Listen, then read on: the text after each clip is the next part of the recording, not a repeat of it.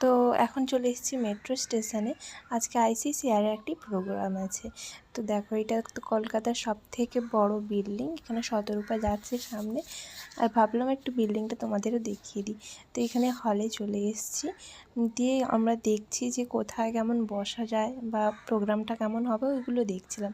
তারপর এখানে প্রদীপ প্রজ্বলনের জন্য সবাই চলে এসেছেন এবং একে একে সবাই প্রদীপ প্রজ্বলন করছেন। তারপরেই আমাদের শুরু হয়ে যায় আমাদের উদ্বোধনী সঙ্গীত, যেটা আমরাই গিয়েছিলাম। এবং তারপরে আমাদের এইচওডি ম্যামের কিছু কথা আমরা শুনে নিই। এনার কথা তো যতই শুনি তাও যেন শেষ হয় না।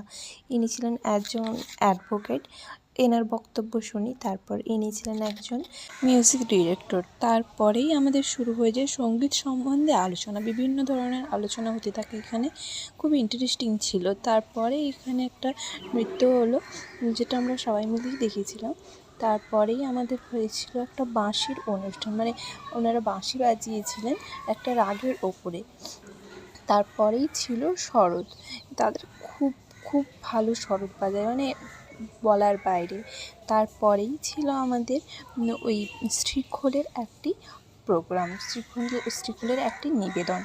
তারপরেই আমরা দেখতে পাই একটি প্রোগ্রাম, যেটা সমস্ত ইনস্ট্রুমেন্টস দিয়ে অর্গানাইজড করা। তারপর এখানে চলে আসি কিছু ফটো তোলার জন্য। এখানে ফটো তুলে বাড়ি চলে আসি। বাই।